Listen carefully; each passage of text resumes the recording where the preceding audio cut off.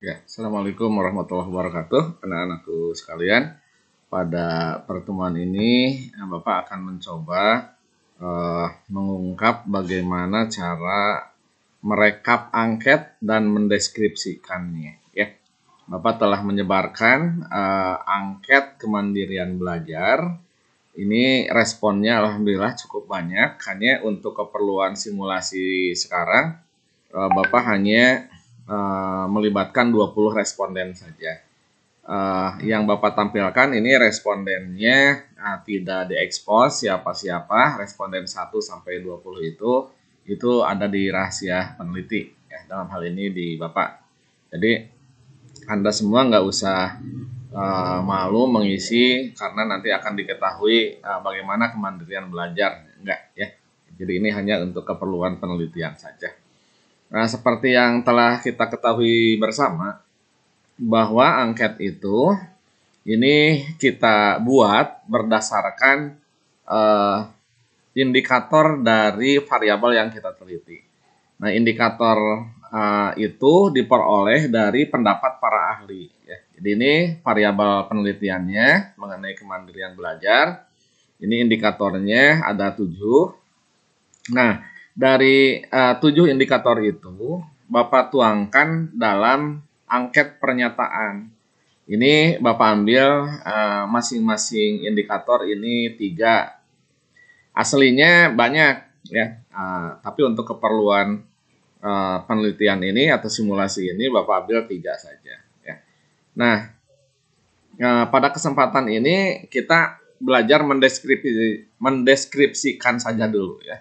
Jadi belum sempat pada pengujian apakah pernyataan ini valid atau tidak, reliable atau tidak angket ini. Belum ke sana. Jadi yang terpenting kita tahu bahwa angket tersebut apa sih arti dari angka-angka ini ya gitu. Nah, sebelumnya kita lihat untuk indikator yang pertama ini bersikap percaya diri. Butirnya saya yakin bahwa setiap tugas yang saya kerjakan adalah benar. Nah, yang menjawab 3 ini responden 1. Ini menunjukkan bahwa responden 1 itu ragu-ragu atau kadang-kadang. Kadang-kadang yakin, kadang-kadang tidak ya dalam mengerjakan soal itu, apakah yakin yang saya buat ini benar atau tidak. Nah, kalau yang responden 2, 3, 4, 5, 6, nah ini menunjukkan bahwa saya merasa yakin ya dengan tugas yang dibuat. Nah, jadi kalau kita lihat sebarannya tidak ada yang sangat yakin. Karena kalau sangat yakin, responden pasti menjawab skornya 5. Kemudian ada yang menjawab kurang yakin, ini yang 2. Ya, yang skornya 2. Jadi ada 2 orang dari 20 itu yang menjawab bahwa ini tidak yakin begitu ya. Dan seterusnya. Saya percaya pada kemampuan sendiri bahwa saya akan berhasil dalam belajar. Nah, ini ada responden 1 menjawab saya sangat percaya ya. Jadi percaya diri. Tapi ada juga yang ragu-ragu apakah saya ini akan berhasil dalam belajar atau tidak ya begitu. Dan ada yang tidak yakin juga. Ini responden 19 ya dan seterusnya. Ini kalau kita berbicara tentang per indikator ya.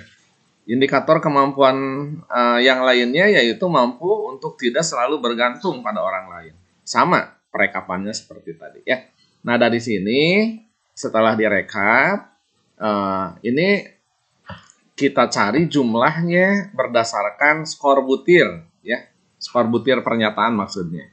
Nah, ini kalau dengan Excel dituliskan sama dengan sum kurung buka, ini selnya disorot ya.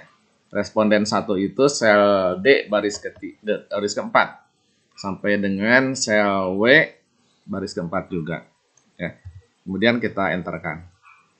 Nah, ini responden tersebut memiliki skor 70 ya dari 20 responden tersebut. Untuk mengetahui jumlah yang lainnya kita copy saja. Caranya ini diklik, kemudian di pojok kanan bawah ini ada kotak kecil, kursornya arahkan ke sana sehingga kursornya berubah menjadi plus, hitam, mengecil ya. Kemudian kita tarik ya sampai selesai di situ, lepas ya. Jadi itu jumlah untuk tiap pernyataan. Nah, kalau jumlah untuk tiap indikator, berarti ini kita harus menggabungkan 3 baris, 3 pernyataan ini, yaitu nomor 1, 2, dan 3, yaitu baris ke-4 sampai dengan baris ke-6. Maka ini Bapak blok, ini di merger center, ya ini diklik merger centernya, kemudian baru sama dengan. Ya, sama dengan, boleh menjumlahkan dari jumlah skor butir, misalnya begini, SAM, kurung buka, ini kita enterkan atau kita sorot ya, baru kita enterkan. Ini jumlahnya 224. Nah, kita letakkan di tengah-tengah. Nah, ini 224. Atau kalau Bapak bikin ini diubah jumlahnya, tapi dijumlahkan berdasarkan skor butir angket, itu boleh-boleh saja. Ini 3 baris ya, atau 3 pernyataan tersebut. Gini, lepas berapa tadi? 224 ya. Nah, ini kita enterkan, hasilnya sama. Ya, jadi boleh Anda memilih per butir soal atau jumlah dari butir soal tersebut. Selanjutnya, untuk mengetahui jumlah dari per indikatornya, sama ini tinggal diklik saja, kita drag, kita tarik ke bawah ya sesuai dengan keperluan. Nah, kemudian kita enterkan. Yang ini kelebihan, ini kita buang saja. Nah, itu ya. Jadi dari angket-angket tersebut, setelah kita rekap, ini ada jumlahnya. Ini jumlah itu adalah per pernyataan, baik pernyataan angket maupun jumlah dari tiap indikator. Ada kalanya kita ingin mengetahui pula bahwa jumlah dari responden itu berapa. Untuk mengetahui apakah responden 1, responden 2 itu memiliki kemandirian belajar yang seperti apa, kita jumlahkan pula per respondennya ya. Jadi ini kita buatkan jumlah tiap responden. Berarti menjumlahkannya dari atas ke bawah ya. SAM kurung buka, atau dari bawah ke atas pun boleh-boleh saja supaya tidak bolak-balik kursornya. Nah, sampai di situ ya.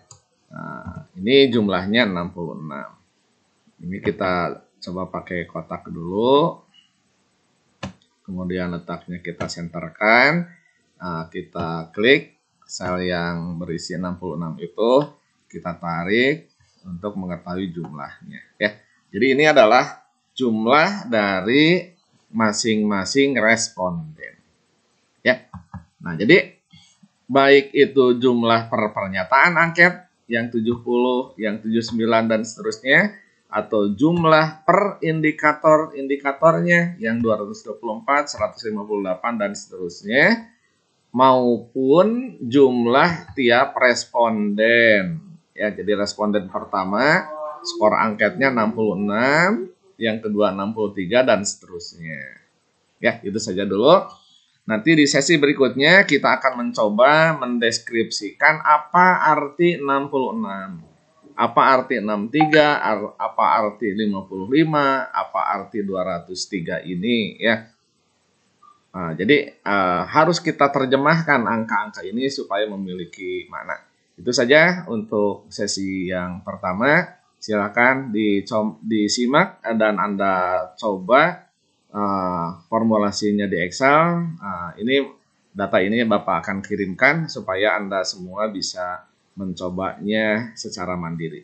Ya, begitu saja dulu.